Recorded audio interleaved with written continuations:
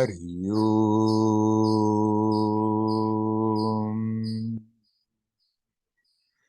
Hari Om.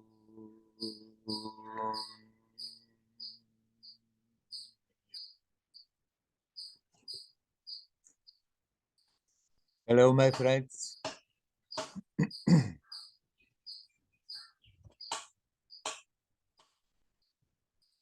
The crazy story of this world goes on, continues. On a subtle level, it's like a huge power struggle between positive, creative, or negative, destructive forces. And there is such an intensity. Now it's even more important than ever to be watchful, to be alert, to be awake, to see what is happening inside, that we are not opening up to negativity, because if we do so, it comes in and really wants to take over. It's amazing how people often reacting without reason, without any common sense. But when that opening is there, how much of negativity, destructive forces can flow through them. It's amazing. But the opposite is also true. That's the good news. If you are opening towards the essence, the light, the goodness, there comes such a strong and warm and joyous and expansive kind of support, intensively.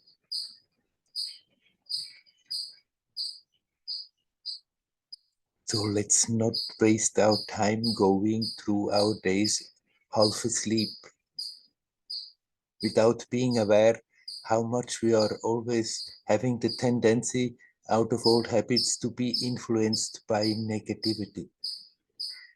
When it comes, we need not fight it. Let it come, let it be there, but don't get into it. Watch it. Watch what it is doing.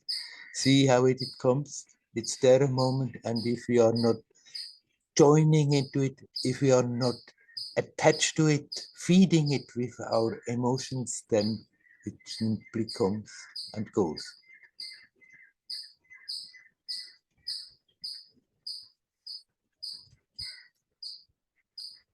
Many people have said it's much more difficult to practice now.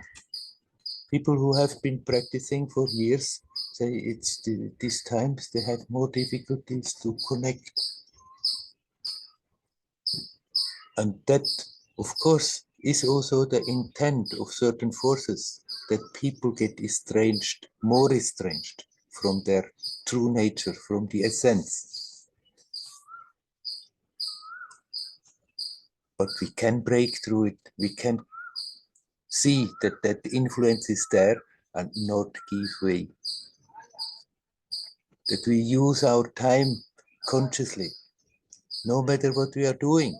When we practice, when we are not officially practicing, that we still continue with that alertness and bring the attention back to that sense of presence all the time, whenever we remember.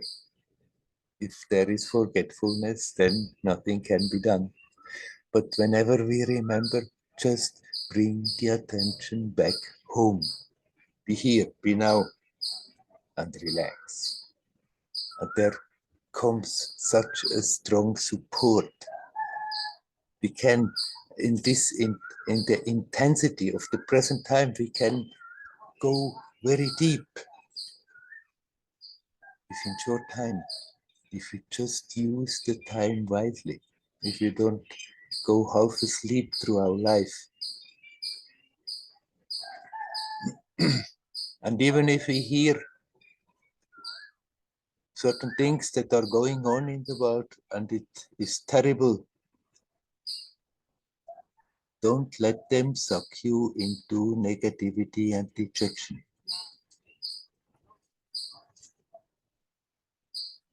Not that we should build a wall and try to ignore that it is there. No, it's there. But at the same time, we can always remind ourselves, but the other side is also there. Even if it's often so far much less visible, it's still there. And it's getting stronger and stronger. And we can connect with that no matter what the circumstances are, no matter how the people around are feeling, we can always connect with that, and immediately there comes that beautiful, lovely, joyous energy of life that supports and wants to help us to become more and more expansive.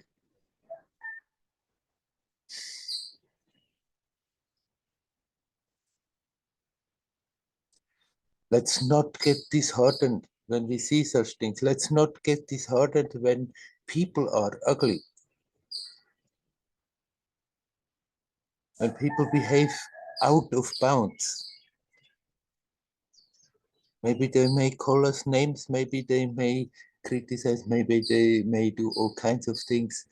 Just be aware they are totally under influence. And if the tendency is there already in somebody to be rather like this, then and opens up to that, then it comes very strongly. That destructive force will immediately, joyously, happily go in and take over. And sometimes it's amazing what comes out of people. But let's not get disheartened by that. Let's not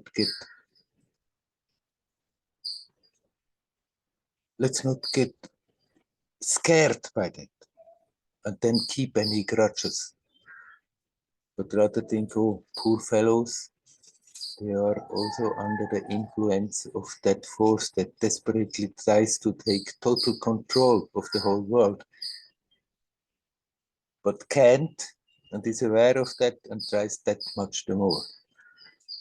If we are alert, we become more and more immune to that. If we are alert, if we open up to our true nature, then that cannot come close.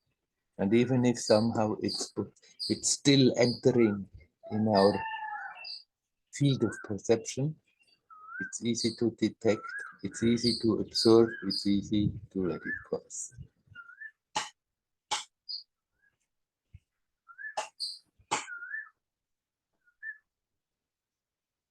That opposite, that creative energy, is still an expression, is not the essence, but yet that energy makes it much easier and helps us to sync with the attention back home to that which is the first you are ever aware of, that sense of presence. We learn to totally overlook it, but it's still there, always, every moment. And if we are opening up to the lightful, it's becoming much easier to simply relax and let the attention sink back to its source. This is a crazy time, a strange time, but at the same time, a great opportunity. So let's not waste this chance, let's not waste the opportunity, but make the best out of it. Hari Om. Hari Om.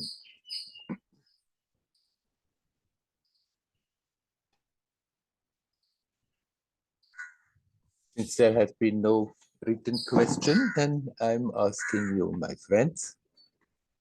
Is there anyone who would like to come in and say something? You are welcome to do so.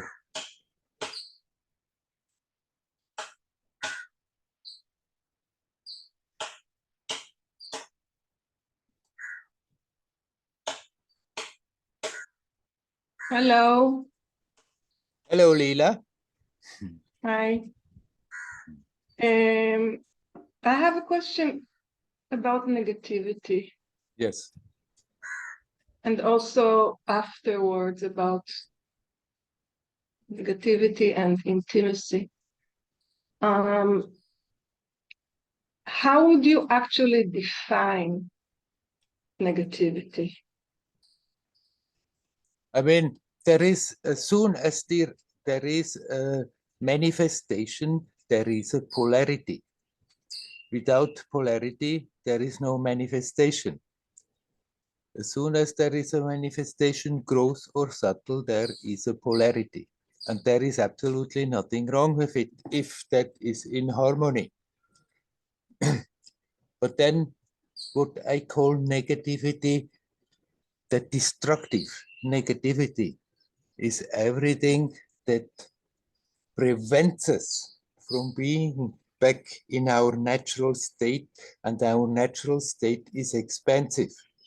And the negativity, the destructive, the hateful is contracting consciousness and makes it smaller and smaller. The bubble that the consciousness goes around is the more negativity is there, is getting smaller and smaller, and invariably there is more pain.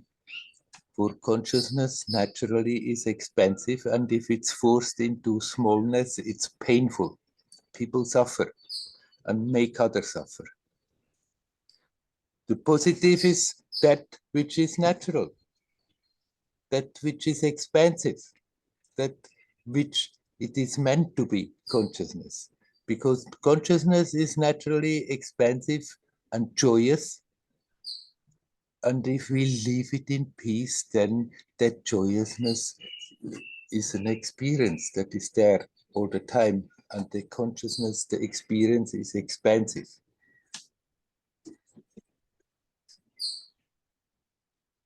So would you say that negativity is actually my reaction to anything that is happening? Not or can we say not not so necessarily. Your reaction not can be very necessarily. positive or can be very negative. You can react to what is happening in a very positive way. So there are events that are negative in like absolute manner. Let's say a war. It's negative in Right. any. Yes. It's not. Yeah.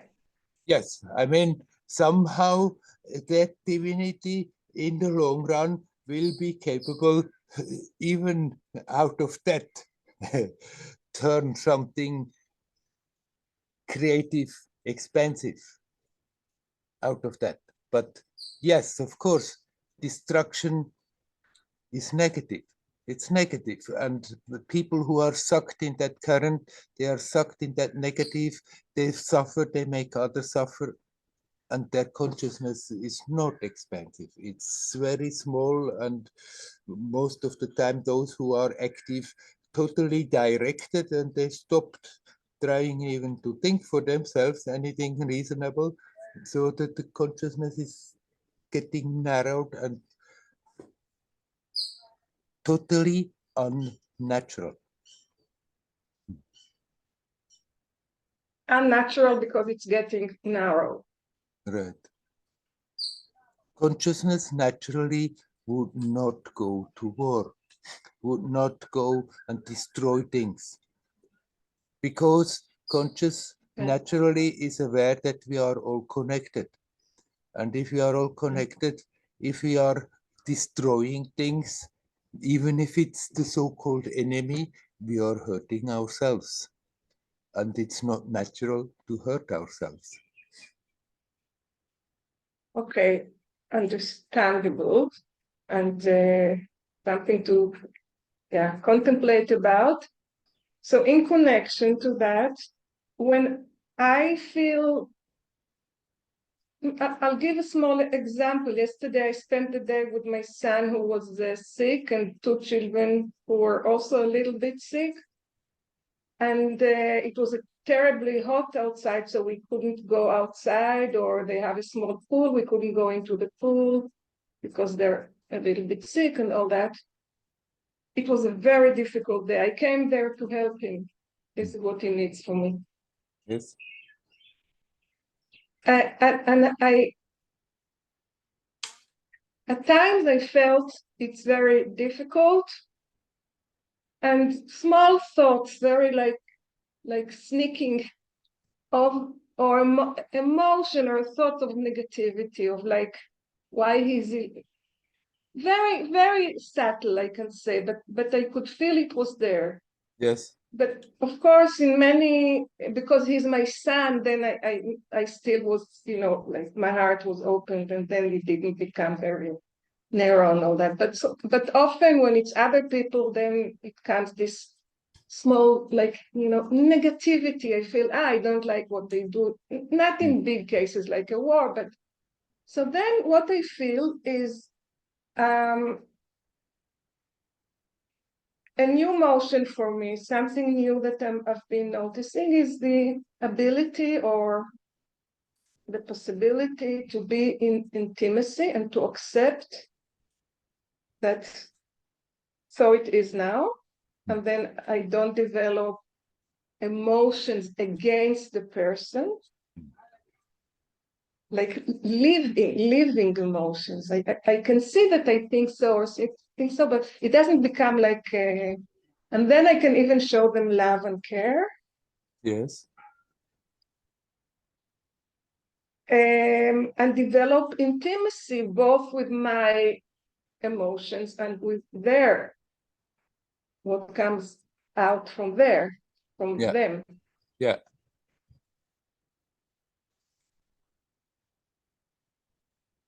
And there is a question in that, or?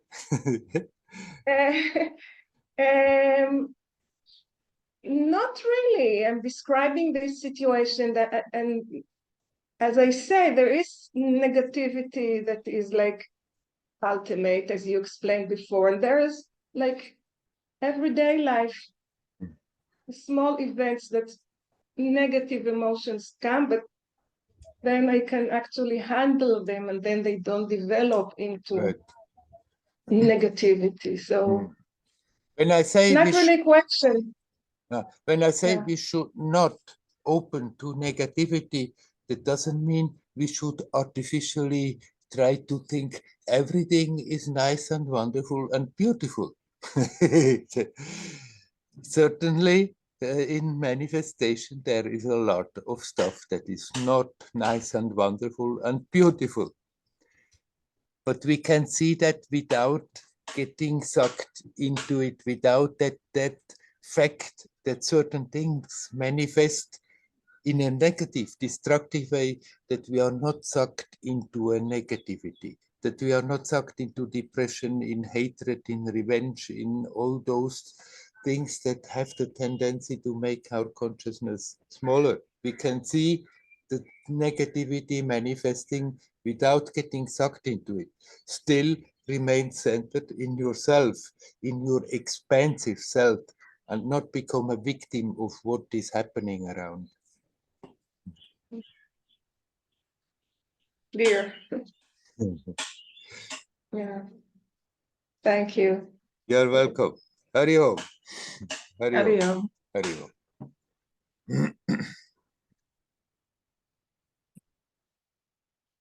I see. Hi, Werner. Nava. Hello, Nava. Hi, Werner. Before I ask you my question, I just want to know if I want to send you a written question, is it on Facebook? You can in whatever way you can communicate. Facebook Messenger is working, yes. Okay, good. Okay, what I wanted to ask about is it has to do with how people die. It's how people die. How people die. It's not the dying itself. I figure once you're dead, okay. Yeah. But it's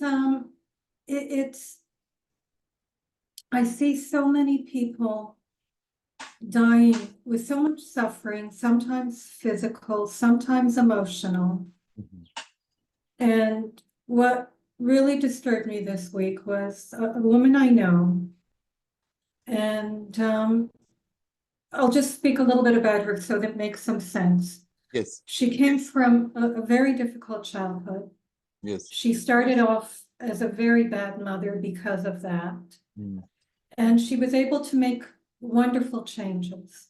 Yeah. And really, so, and it wasn't through any spiritual, I don't know exactly what she did, but she made wonderful changes. Mhm. And she has had cancer for a year now. And I've been meeting with her. And she is so wise sometimes, the things that she says. She said to me the last time she was able to speak, because she can't anymore. And she said, you know, we need so little in life. Mm. We need quiet, we need tranquility, and we need a loving heart. So you have an idea of where she was coming from. Yeah. And this happened again and again. The last few weeks, she really can't speak anymore. She's not in a lot of physical pain. Yeah. But I spent a couple of hours with her and she cried the whole time. And it was a deep, deep crying. It wasn't just crying. Mm. And she kept saying, it's not good. It's not good for me. And I feel really disturbed because I don't even know exactly what to ask. It just seems that after everything she's done in her life, she was also an incredibly creative woman. Mm. After everything, that this is how it's ending. And I don't, it's just really set me off and I don't really know, I don't even know what to ask, but Right. And it's just really disturbing. just to understand, I'm not sure whether you said that you thought it's not good for me, or she said No, it's she keeps saying it's not good for me. It's not good. As if she's saying, I don't feel good. I don't feel good. yeah, While she's crying. yeah, right.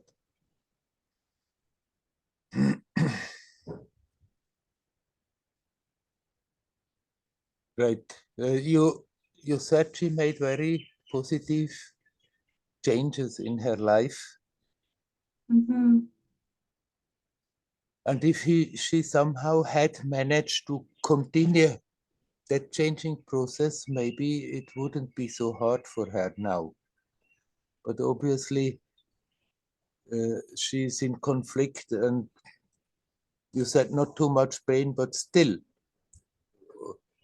hurting on different It's levels. it's an emotional pain, I think. Yes. Yes. And somehow, what you can do is be with her and not get sucked into the pain. See the pain and be connected with yourself, and that may give her a bit relief.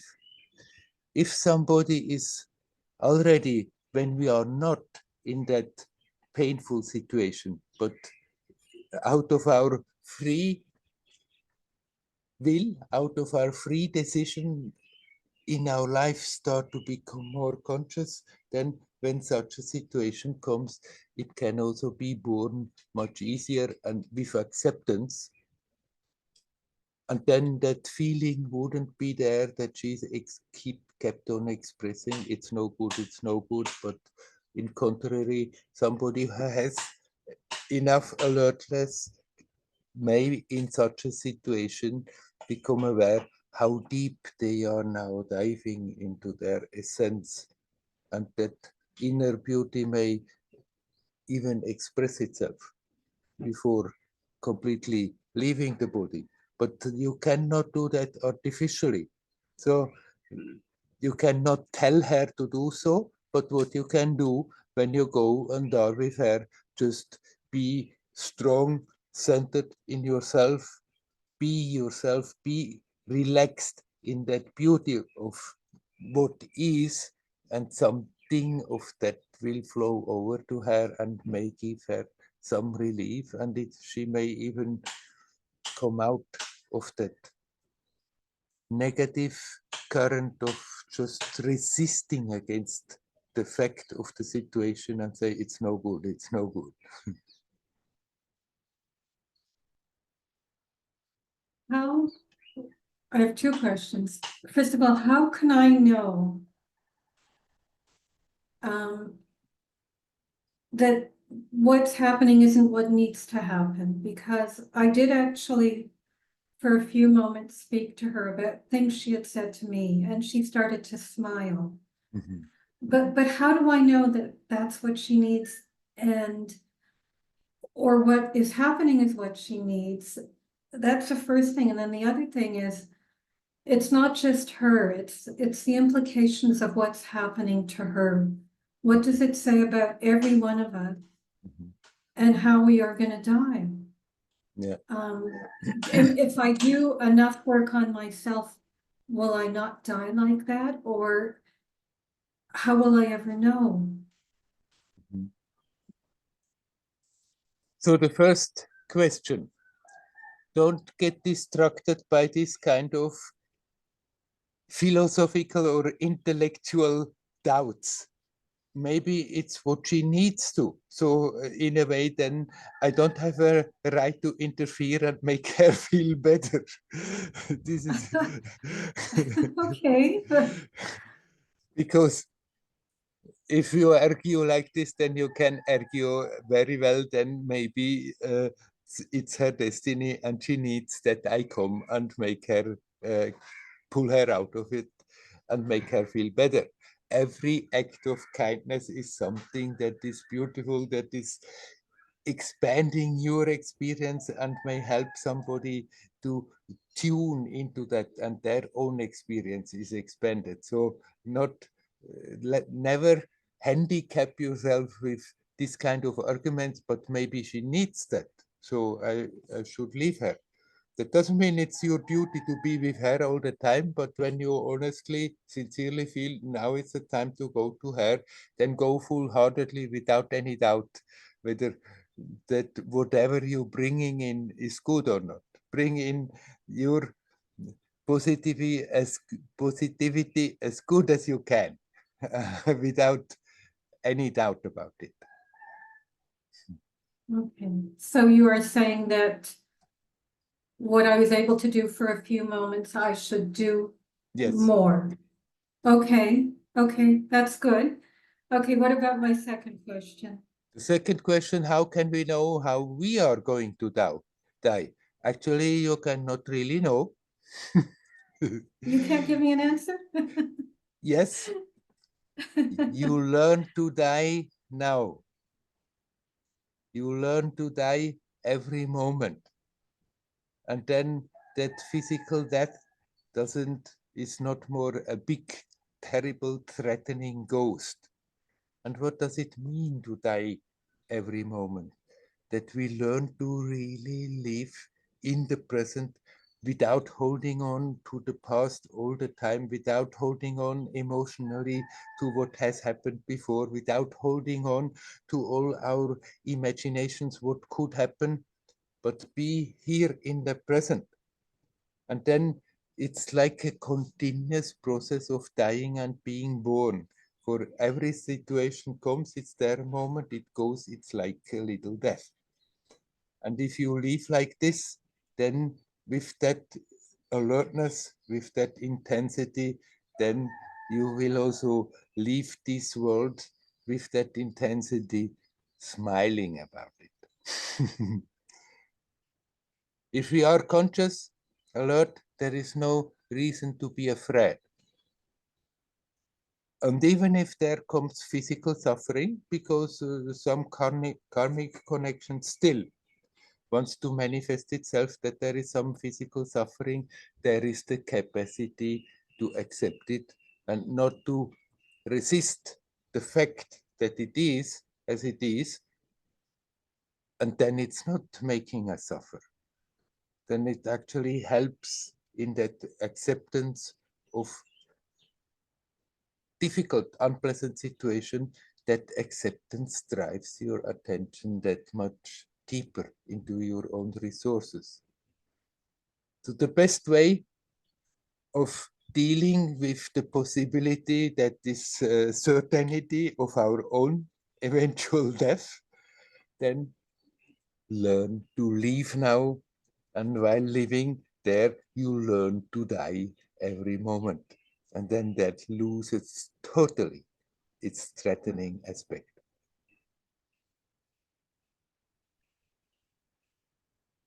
It's, as I said, dying has never been the big fear for me. It's been how.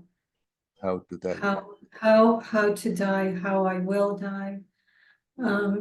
It's why I originally got into this whole spiritual path.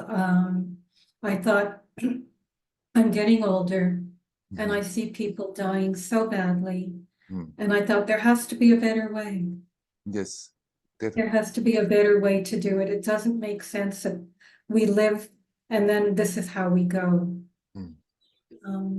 But yeah, I hear what you're saying. It's really coming back to now and doing it now, live consciously.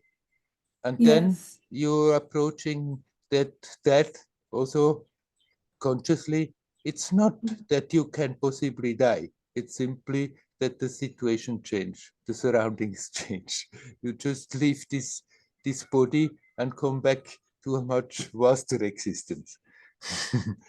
There's nothing to be afraid of. But you say you are not afraid of death, but you still have doubts about approaching death in an unpleasant way. But don't be afraid of that either. But because if you are afraid of that, then you are also sending a signal out that is inviting this to happen. And even if you consider the possibility that it may be painful, it need not be painful, but it may be painful.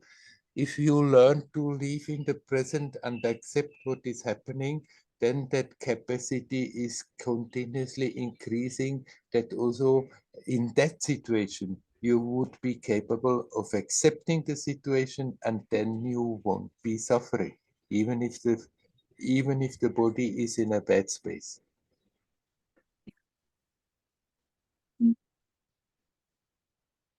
Yeah, that speaks to me. Good, great. Yeah, thank you. You're welcome. Hari Om. Hari Om.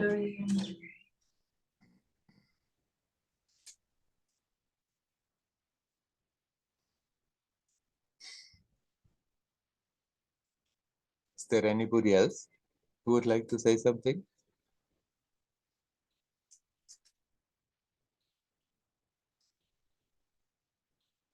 That is always a big subject.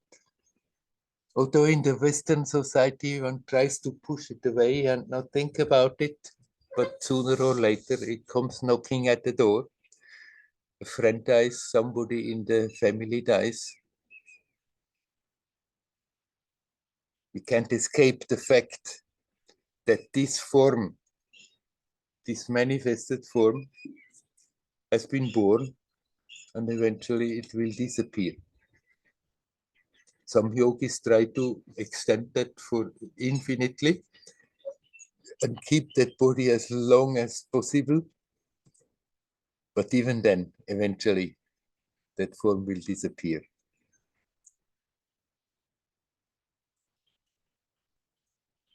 There is absolutely nothing wrong with that. This form, this human manifestation is a momentary, temporary appearance, a temporary expression of what you are. Unfortunately, we have forgotten what we are really. Most of us have forgotten that beautiful, spiritual, divine nature that is there. And this manifested personality is just an aspect of it. Manifesting to gather experience, to get richer for the experience, than being withdrawn again into that being that has projected it.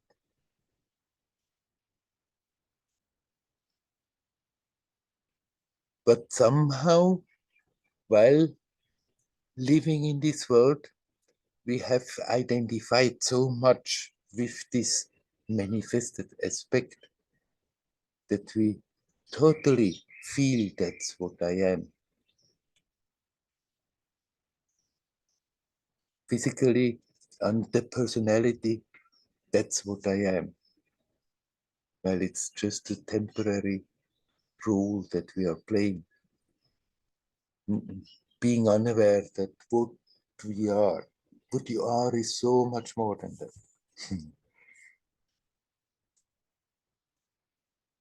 But then when that identification is there, then there is the fear of that, fear of dissolution.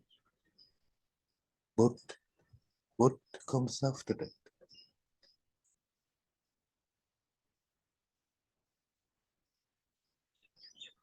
The fear of change is only there because we identify with the main expression, with the form. If we stop doing so and bring the attention back to that which makes the experience possible, then that fear disappears. Because then we see, okay, change is there all the time. In manifestation, nothing stands still. Everything is moving all the time. So change is inevitable. And one of the changes is that this form has fulfilled its purpose and disappears. That is not something to be afraid of. Thank God it disappears. We don't want to hang out forever and ever in this form, in this human limited form. There is, of course, the possibility, even when the form exists, to become aware of the true nature, limitless, timeless, spaceless.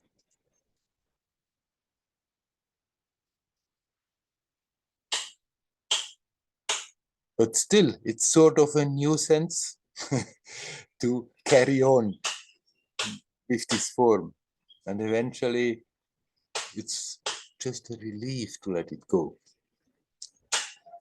Now, what Nava says, and many people are afraid of, they think I'm not so much afraid of dying, but of the painful way people are going. Then people are often in despair. They have been living, and then suddenly they stand in front of the possibility of dying and feel cheated that somehow during life always there was that hope eventually, finally, we can leave. Before it was growing up, and then yes, the hope is there, then we can get married, have a family and leave, and then there are so much troubles, and then there come the grandchildren. And there's always, in a way, in so many people, that idea that eventually, finally, I leave, I'm happy. And then there comes the time that we have to go, and people feel bitter and cheated, and hey, wait a minute, where has my life gone? I was always waiting for the time that I'm really alive, and resist. And then if on top of that physical pain comes, there is more resistance. And if one is fully in resistance but cannot escape the pain of the body and the pain of regrets and all kinds of different pains one has there, and one resists against it, then they become huge, unbearable. And so people can get really terrorized by that. Even the thought of it can invoke terror. That's simply of the misunderstanding of what we are, simply of our ignorance of not knowing how to live, how to deal with our situation, that expression of the self, that human form, how to deal with that in a creative, in a harmonious way. If we learn that, then that not only the fear of death disappears, but also the fear of dying, the fear of approaching death. What could happen? Am I going to suffer? We are going to suffer as long as we're not learning to accept situations as they are. Resisting against the fact is misery, is suffering. No matter whether it's that is imminent or that some other thing in our life we don't like, but we resist against the fact that it is as it is, that makes us suffer. And approaching death is the same.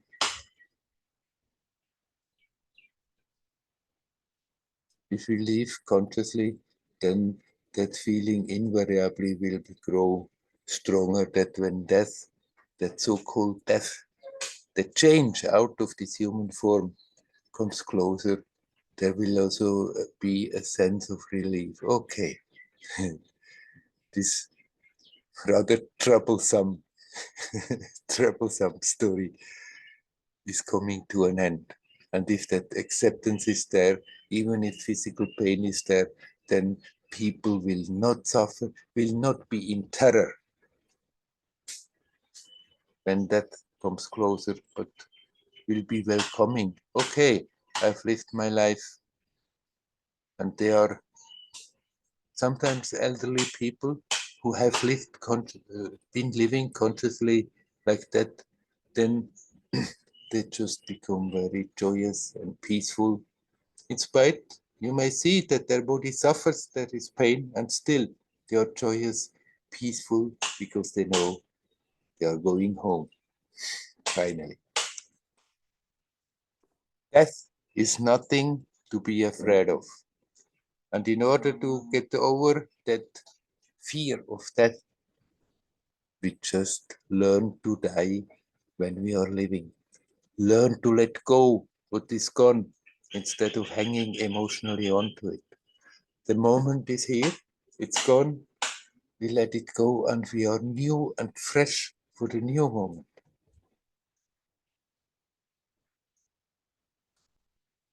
And if we learn to die every moment, then finally we are really alive. And if we are really alive, then this story is not more so important. And we know one day will come that this form will be finished, either burned or buried. So what? I am. I am what I am. Prior to this form, during this form, when this form is gone. If we live like this, then the fear of suffering before death is also going.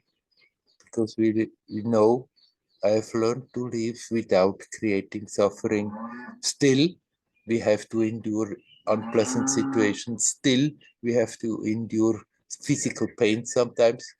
But if we have learned to accept and deal with it, then it's losing its threatening nature. And then even that fear goes, that maybe it can be painful when we are dying, or when we are getting closer to dying.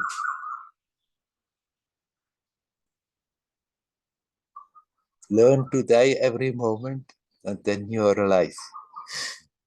And if you are alive, then we are okay as the story comes, as we are going along from day to day, joyously, courageously, without fear.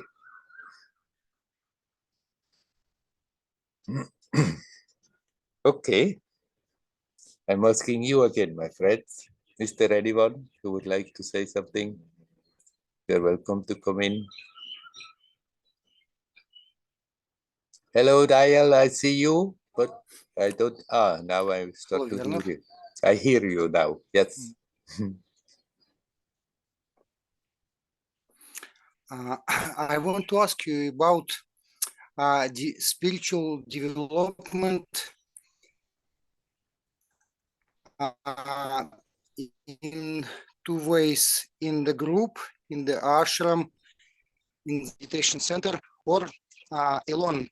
So I'm developing a center and serving there, and I feel quite comfortable that I have my way. I do my daily meditations, sometimes a little bit serving, sometimes I do the course, and it's quite comfortable that I'm developing.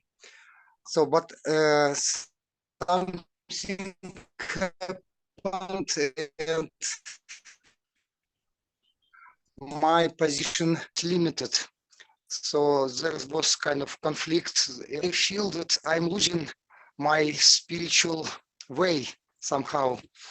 So can you speak about developing these people? There are some positive moments and some negative moments, because this is the people. So, and you understand me? Yes, sometimes your sound was off, but I think I got the question. Your connection is sometimes a bit interrupted, and then the speech is blurring, but I think I got it.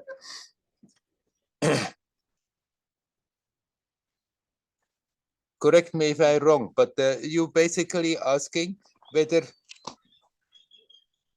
if you're just going your way, the way you feel, you like it, and you feel comfortable with, whether then you are not maybe getting a bit astray from the straight spiritual path, and you would need more the group and follow the straight path like that.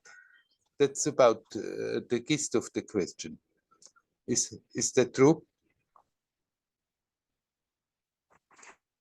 It's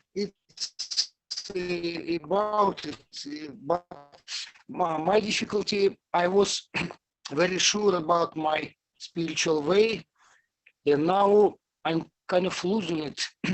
And I have to take responsibility for myself, maybe that I should going alone.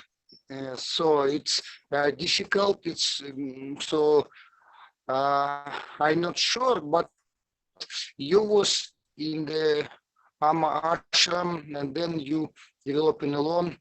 So what can you say about these two different ways of developments? There comes the time when you have to take the responsibility. And yes, you feeling you're standing at that point, and you do take responsibility of your life, of your spiritual development. That doesn't mean you should not more go to this kind of courses and make retreats if you feel right. But you learn to listen to your own heart. You learn to listen to your own guidance and get more and more confidence in that. Not thinking that it is then if you do that, that you are going astray from the straight path. So if you are aware, then your inner guidance will signal you if you are going in the wrong direction. And if you learn to listen to that, then you will adjust and stay on the path without straying. So yes, take the responsibility of your journey. Still, there are so many influences all the time that we cannot control. But we can basically learn to take the responsibility, how we are dealing with them, how we are reacting to them, and learn to tune that all into the same current that brings you to your spiritual nature, to your true nature. And then if you are alert, then you feel when that is happening, and you feel when we are going astray. And then there needs to be that clarity and that honesty. that when we feel, actually I'm going astray, that there we pull back and no, let's come back into the current instead of finding all kinds of excuses. But you can be nice with you. You can be gentle and relaxed with yourself, but be honest, and then you go your way. And if your way still means that every now and then you connect that with that Vipassana center and you go for retreats, then by all means continue going for retreats, but you listen to your own guidance more and more.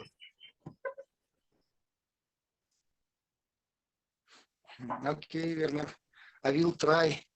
Yes, that's not easy because I get used to be guided and somehow but it's illusion actually.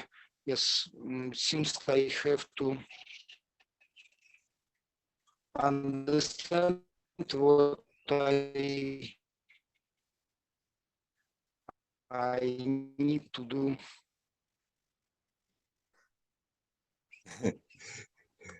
I didn't get your reply. It was too much distorted. But right, you got the gist of my answer, and that's good. I mean, you can come here. Yes. Okay, Werner. You can come here. We can talk anytime. So there's nothing wrong. But when I talk to you, when I talk to people, my idea is not that more and more that I'm guiding people and they are following, but that I can help them to become self-confident and guide themselves more and more. Okay, Dial, I think the connection is so bad, we really don't understand you anymore. Hari Om. Hari Om.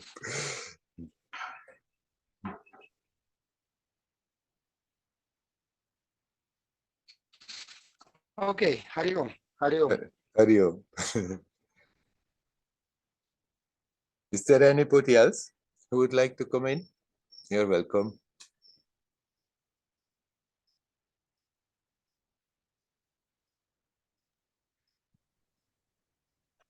Hi. Hello, Andreas. Hello. Why are spiritual teachers always put, not all of them, but some putting so much emphasis on just following their way? Like, I think Dial is coming from Goenka style, and there they always say, like, this is the way the Buddha teached, and this is the only good way, and yeah, stuff like, and I think this is not true. Yeah, and why do they do that? You have to go and ask them. But I thought, like, probably I could admit that probably Goenka has reached a lot of spiritual insights and maturity, and then such strange things happen with teachers that I basically could respect, but yeah, this always makes me doubtful. Right, then you just take from them, from their teaching, what you feel is helpful for you, and then leave the rest in God's hand.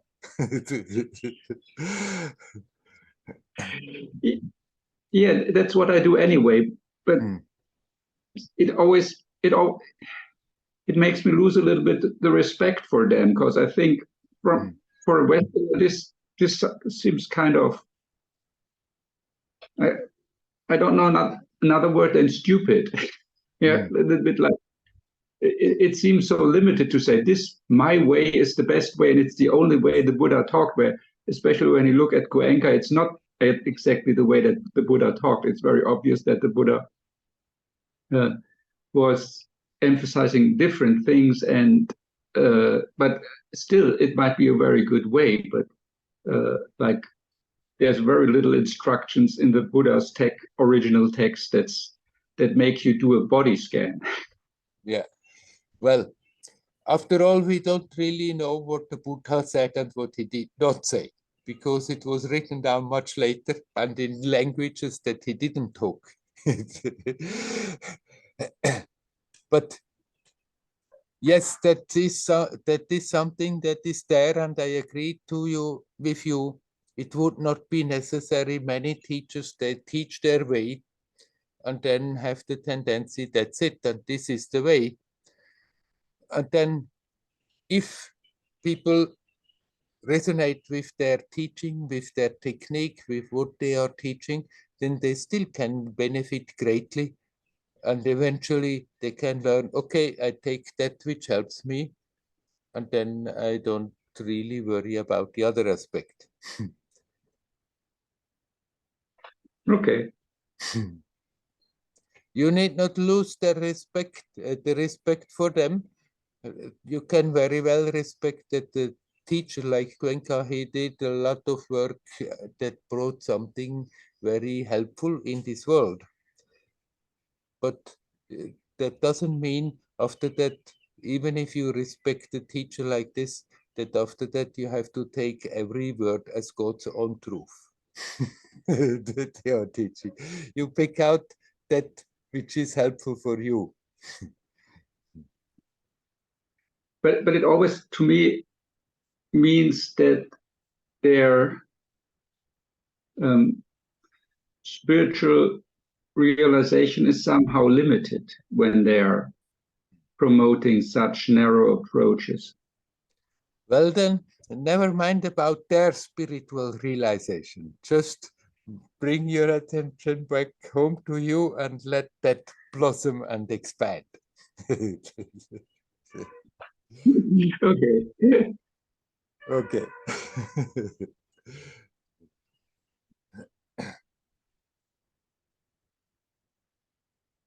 Hari Om. Hari Om, Hari Om.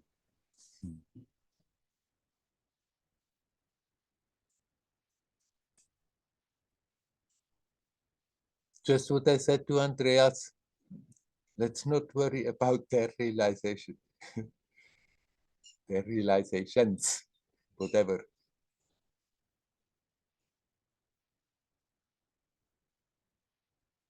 If we connect with a teacher, if we open the heart and connect with a teacher, then something very beautiful may flow over, and we may get guidance and inspiration. But at the end, it depends each of one of us, ourselves. What are we doing with it? How we are integrating that teaching, what has come. The sincerity of the one who is being taught matters most.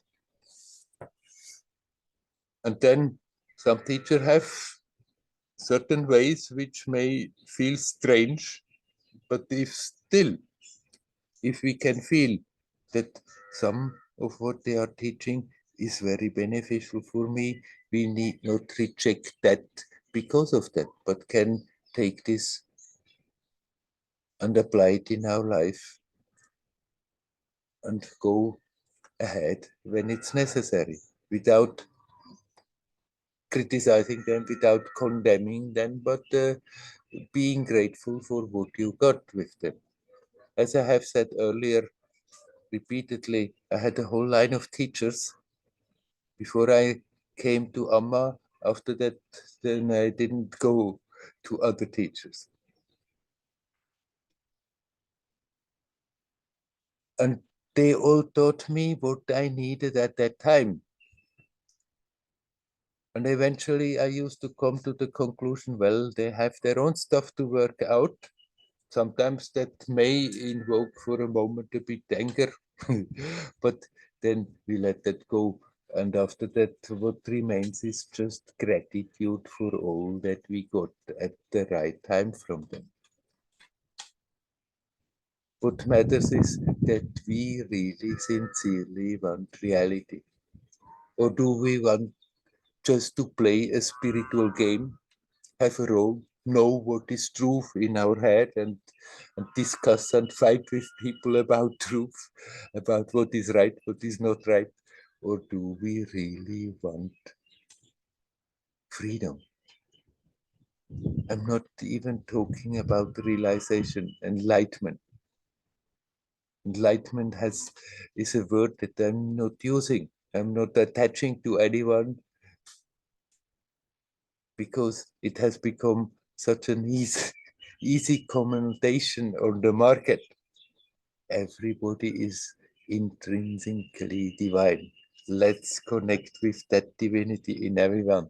And if a teacher has aspects in the behavior that we don't approve, then we still can get from that teaching what we need in the present moment. If we feel attracted, if we feel that we are resonating, if we don't feel that, then it's better to keep our distance and accept, okay, it's just not my cup of tea, it's not for me, and pass by, and not then go after them and criticize them. Okay, that's their thing, that's what they are doing, and the right people who are attracted to them, they will get from them what they need, the help they need.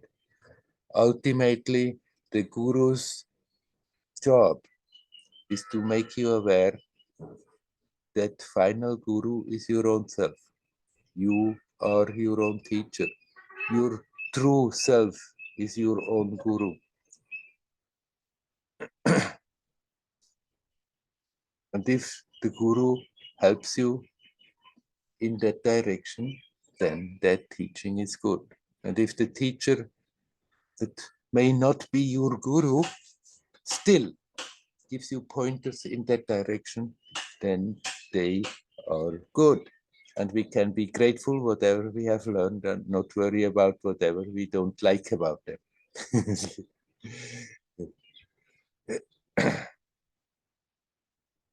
Okay, I drop it. Is there anybody else who would like to come in? You're welcome.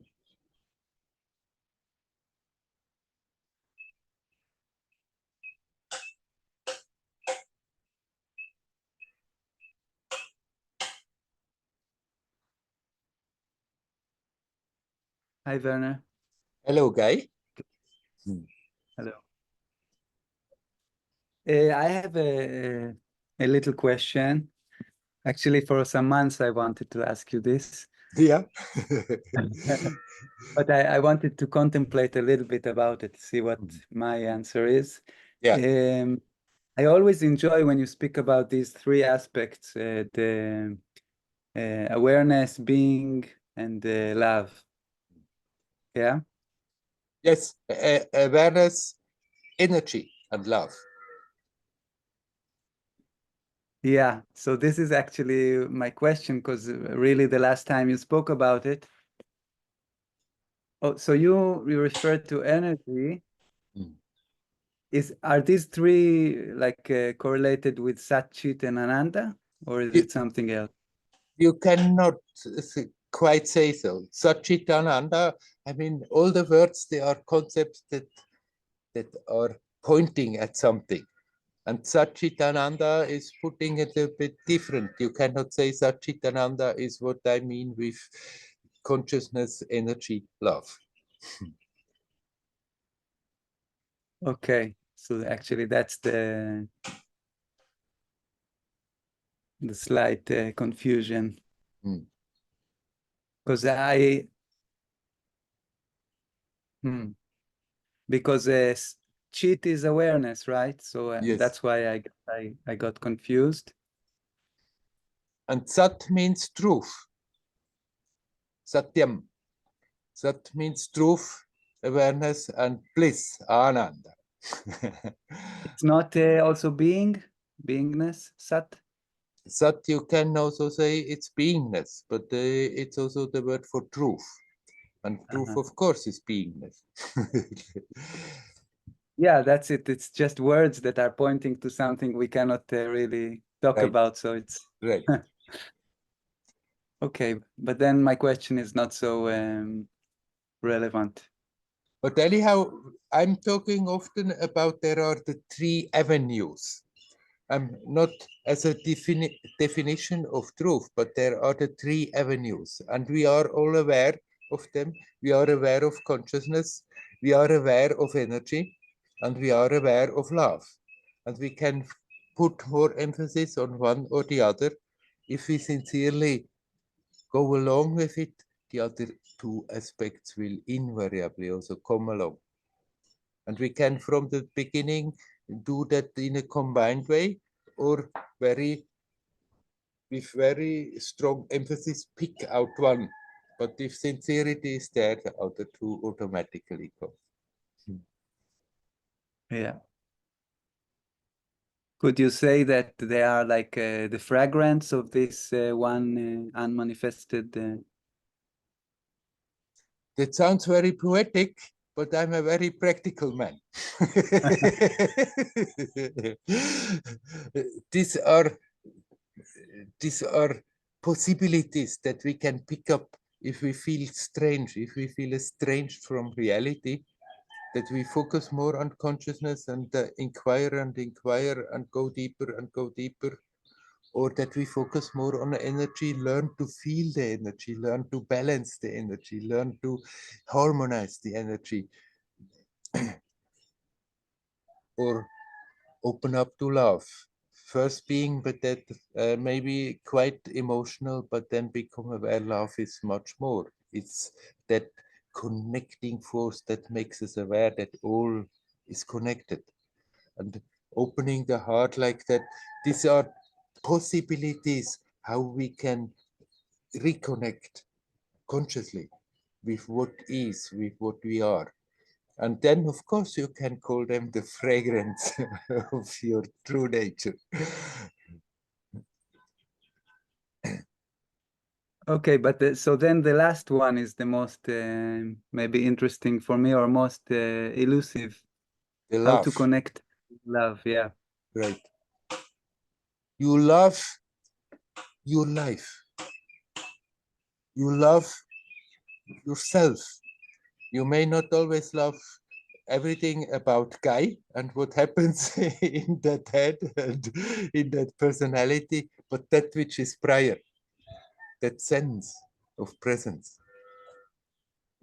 And the devotee who is more emotionally equipped than intellectually may project that as God, that love for the essence, for the self, for that sense of presence. And God may be with form, more in a Hindu type, or without the form, more in a Semitic type. But it's still like then there is the devotee and God, and that through that opening of the heart, that sense of presence is also being perceived. Actually, it's that same sense of presence that the devotee feels as God's presence, that the one who is doing self-inquiry feels when he asks, who am I? And comes back to that sense of presence. So people are different, minds are different. For some people, the very idea of asking who am I feels like this is completely nuts. Yeah. And for others, the whole devotion approach may feel a bit strange, or at least not quite, as you say, elusive, not quite familiar. And it doesn't matter. It's not that we have to somehow first do one and then do the other and then do the other and then finally we get the whole picture.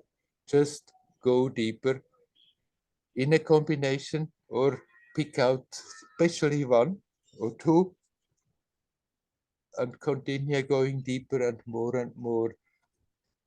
The third aspect will be there. It has to be there. Otherwise, it remains superficial. If somebody is doing yoga and feels the energy and becomes more aware of the knots that are there and balances out, but if somehow that heart opening is not there, if that awareness is not growing, that everything is connected, which is love, really. If that is not coming, then that yogic experience remains superficial. And so it remains with the one who is doing self-inquiry or is doing more the traditional dhyana approach of I'm not this, I am that. I am not this, I am that. So I am that. Then one can study a lot of it and think a lot of it and contemplate a lot about it and talk and discuss and teach. But if that heart opening is not happening, that experience is still remaining superficial. But for the devotee also, the devotee may make a big emotional story in the beginning, but if somehow that is not calming down, if that clarity is not coming, if that quietness and clarity is not coming, then the devotion also remains very superficial. Somehow or other, if we sincerely, no matter whether we go a bit more from this side or that side, if we sincerely go about it, go deeper, the other two aspects invariably have to join. Mm-hmm. So what I'm meaning with those three, the consciousness, the energy, and the love, it's not like a definition of reality, but possibilities of bringing the attention back to that which we cannot define. Whereas Satchit Ananda is more like, it's not the definition of what some say that's the definition of reality, Satchidananda, but it doesn't define anything. It's a pointer to something that cannot be put in words. It can help people just to contemplate the three aspects of beingness, of consciousness, of bliss, to open up and to connect with that. So the two are not quite the same, the Satchitananda and what I mean with the three approaches. Yeah, okay. This was good. It clarified my question. Okay, fine. There is a joke here. They say in the army, they always divide everything to three as a way of putting order or understanding things. So always when there are three things, you think maybe they are somehow related. That's Yeah. my addition, but I see. now I understand. It's different. Yeah. Okay. Okay, thank you. Shall we leave it at that? Yeah. Okay. Hari Om. I- Hari Om.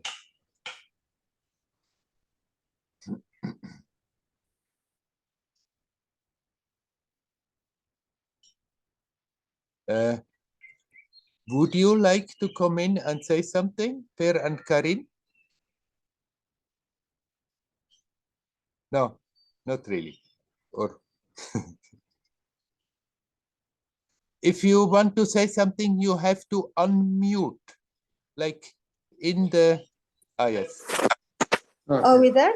Yes, We you are we there. have to. Yeah, Yeah. yeah. We can say something. Yes. Do you know, Werner?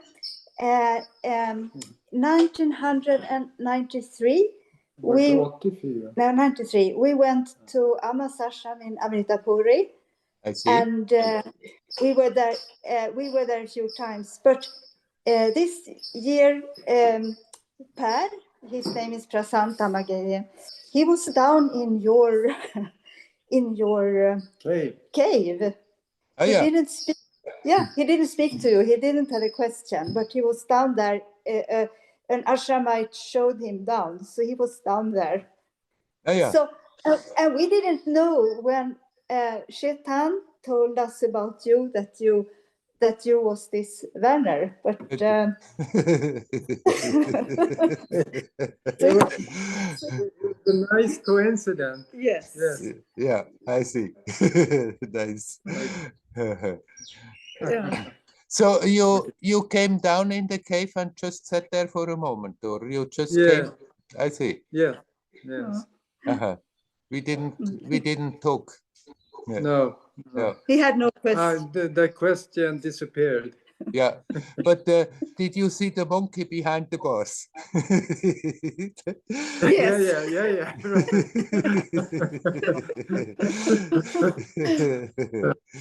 Right. Yeah. Oh, nice. It was very dark and kind of unpleasant. I didn't understand how you could stand being there. Well, somehow it worked out nicely. Oh. Yeah. Oh. So it is very nice for us to connect with you. Yeah. So when you came last time, so this is the third time you're coming now, and Yes. and you didn't know this is the same fellow that you saw there. I see. No. I see. Yeah. Yeah. So it is nice. Yeah. Thank you. Okay. Is there anything else you wanted to say, or that's why you came in? No, we enjoy your teaching. We feel inspired and really like to listen to you. Yeah. But at the moment, no actual question. No. Very good. Okay. Okay, then we leave it at that. Hari Om. Hari Om. Hari Om. Hari Om.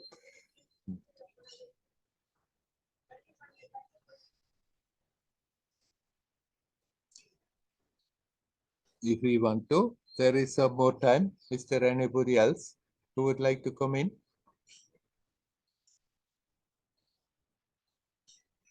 I see Nava. You want to say some more thing? Okay, come. Yeah. If nobody else is coming in, then I'll come back in. Yeah. I wanted to ask something else, and it has to do with who am I?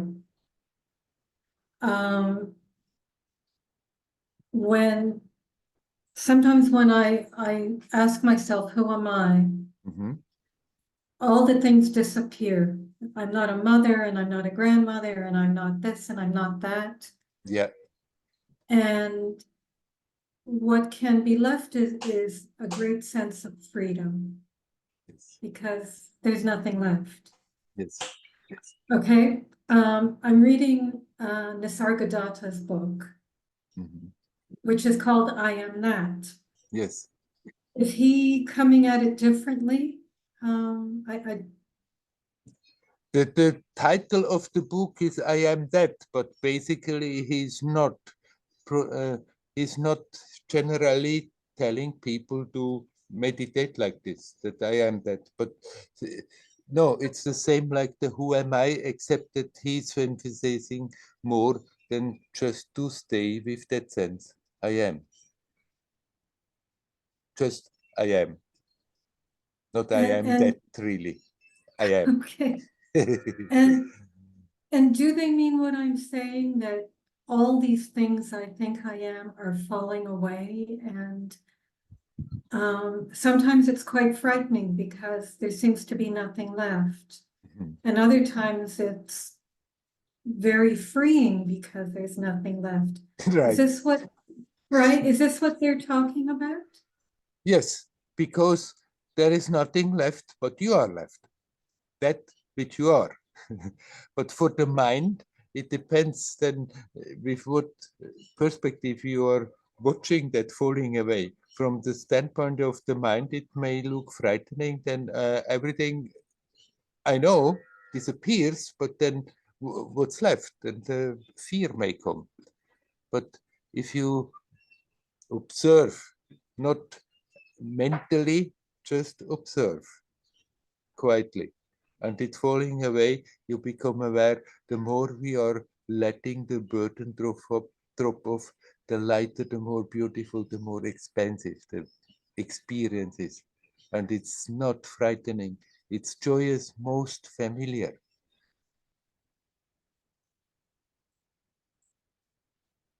There is nothing wrong if we pack that thing together again to function in this world, on this level, but you can learn that even when all these stuff is perceived, that you are more and more aware, there is that essence that is totally free of that. It's expressing itself in all these different forms. They change all the time, they are momentary, but behind that there is that timeless, formless, that spaceless essence, unaffected by it, and yet at the same time making all this possible.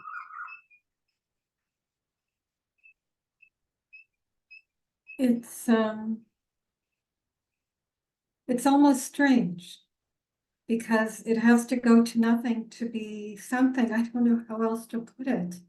Mm-hmm. Yes, Right. it sounds crazy. In order to really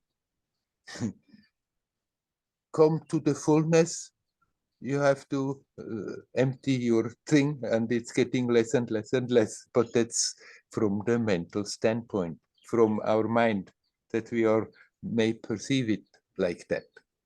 That somehow something goes. We just actually let go IDs, phantom IDs that we are having, that about what we are, even if we are not exactly thinking that all the time. I'm all this, I'm all this, I'm all this. Still, that the mood, that bhava is there, that I am all this, and that I am all this, which can be very much defined, is limiting our experience, is limiting our consciousness.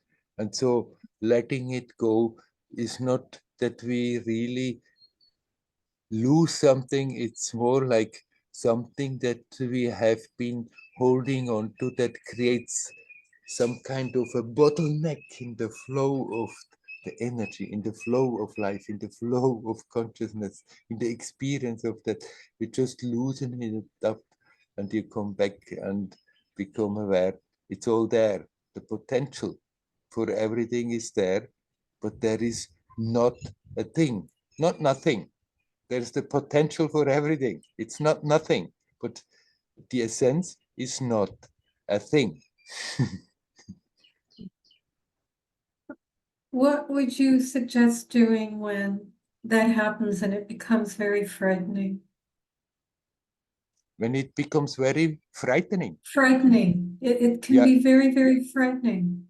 Then accept the fear. You accept the experience of fear. Let the fear come. See what the fear is doing to your experience. Watch what it is doing physically, energetically, emotionally, intellectually, and relax. Accept that the fear is there. Don't fight it.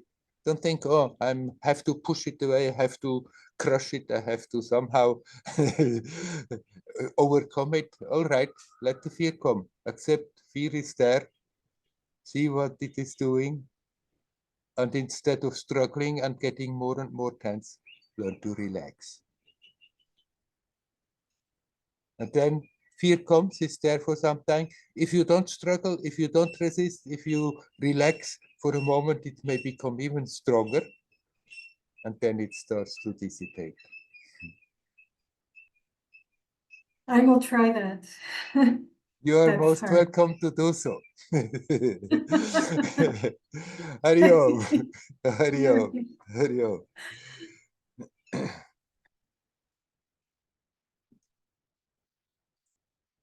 Okay, let's end this satsang with this. I've said in the beginning, this is so important in this time, that we are alert, that we don't go through our life half asleep. But at the same time, just to round it up, to make clear what I mean, that doesn't mean we have to get tense about it. We can learn to go about it playfully, joyously. And not think it's a painful business that we somehow have to go through. Be here, be now, alert, awake. But we can do it playfully, joyously. Hari Om. Hari Om. Hari Om.